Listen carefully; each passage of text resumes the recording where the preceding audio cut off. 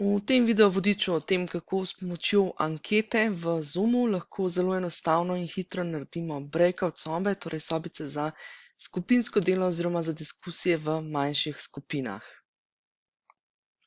Če si že kdaj bil na Zoomu kot udeleženec v kakšni skupinski debati oziroma na kakšni delavnici, kjer so bile narejene take manjše skupinice, potem lahko veš, da je to zelo učinkovita metoda dela, kjer lahko v bistvu v manjših skupinah, lahko tudi celo samo v parih, udeleženci diskutirajo med sabo, opravljajo neke skupinske naloge oziroma pač delajo na nekem skupnem projektu, debatirajo o neki določeni stvari in tako naprej. Tudi kot izvajalci lahko vemo, da nam taka metoda pride zelo prav, predvsem kadar želimo med udeleženci spodbuditi interakcijo, komunikacijo. Namreč v takih manjših skupinicah je dosti lažje v bistvu doseči to, da se med sabo pogovarjajo, med sabo izmenjujejo znanja, izkušnje in potem mi na podlagi tega lahko, bom rekla, učinkoviteje lepo, bom rekla, naredimo nek zaključek in uporabimo zadevo, pač izpeljemo iz zadeve naprej nadaljnje predavanje. Uporabimo njihove izkušnje, kar je eden od andragoških principov, to se pravi, odrasli imajo neke izkušnje, radi podelijo te izkušnje in od drugega se tudi pač učimo, skratka imamo tudi to socialno komponento.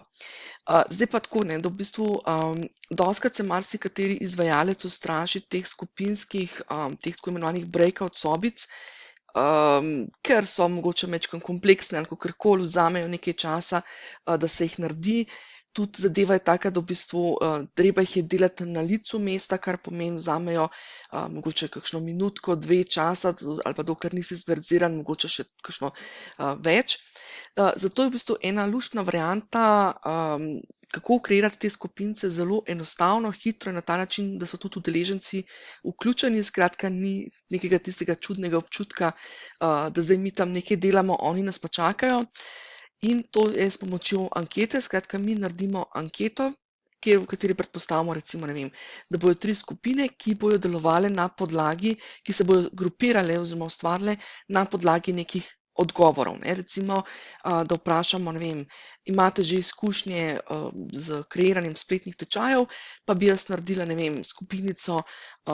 ki bo odgovarjala, ki bo rekla, da že kreiram tečaje, pa bo ena skupina, ki ne, nikoli še nisem kreiral tečajev, pa tretja recimo, ki bo rekla, sem že posnel, ne vem, kakšen webinar ali pa kaj takega. Skratka, in potem bojo udeleženci izbrali skupino oziroma bojo izbrali odgovor, na podlagi tega bom pa jaz enostavno skreirala sobice, v katerih bojo potem pač debatirali o zadevi, ki je pač vezana na to skupino. Zato, da ti ta funkcionalnost deluje, to se pravi ankete oziroma breakout sobe na podlagi anket,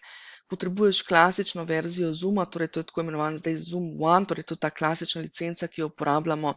spletni edukatorji, to je tisto do 100 udeležencev na sestanek. Je pa potrebna tokrat verzija Pro, to se pravi, ne bo šlo na free planu, ampak je potrebna tale Pro verzija, torej ta za 13,99 oziroma po domače rečeno 14 evrov plus DDV. Namreč zadeva je taka, da potrebujemo, torej kot že samo ime pove, potrebujemo ankete in ankete oziroma po domače rečeno oziroma po uradnem nazivu rečeno polling. Lahko vidimo tukaj v tej tabeli,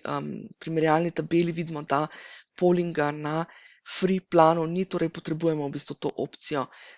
za 14 evrov na mesec. Lahko pa, naj že na tem mestu poudarim, v bistvu ne rabiš tega testirati z, ne vem, celo skupino udeležencev, tudi jaz v nadaljevanju v bistvu prikažem, kako zadevo lahko testiramo, preizkušamo in se naučimo, če smo sami. Torej, zadeve vedno priporočam, da se jih v bistvu najprej naučimo sami in testiramo sami, šele potem jih testiramo na dejanski skupini. Torej, pogledali si bomo kot običajno 3 stvari. Najprej pogledamo, kaj je potrebno nastaviti v Zoomu, zato da bojo zadeve sploh delovale. Potem bomo pogledali dejansko, kako se tako anketo naredi in kako se potem iz nje ustvari breakout sobe. Potem bomo si pa še na kratko, čisto na kratko pogledali, kako pa tudi spremljati delo v sobicah in kako jih potem tudi na koncu zapreti. Tako da je tale video vodič, bom rekla, res ena taka praktična zadeva, kjer lahko zadeve takoj implementiraš v prakso, bom rekla, v parih minutah potem, ko ga predelaš. Torej, še enkrat poudarjam, video vodič je narejen praktično, tako da te vabim, da v bistvu sproti, ko bom zadeve delala, jih preizkusiš tudi sam. Bom dala vmes slike za pauzo. In pa naj te še na to spomnim, da če tole gledaš v spletni učilnici, v spletnem hubu za spletne edukatorje, bo da potem lahko tole zadevo, bom rekla, tale video vržeš ven, tako rečen, iz učilnice in lahko to lepo sproti gledaš in delaš direktno v Zoomu.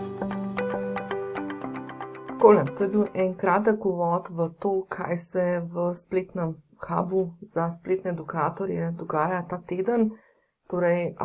celotna video lekcija, celoten tak mini trening, tam nekje v obsegu pol ure, če se tudi lotaš zraven in preizkušaš zadeve, te torej čaka v članskem programu Spletni hub za spletne edukatorje, kjer v bistvu vsak teden posvetimo,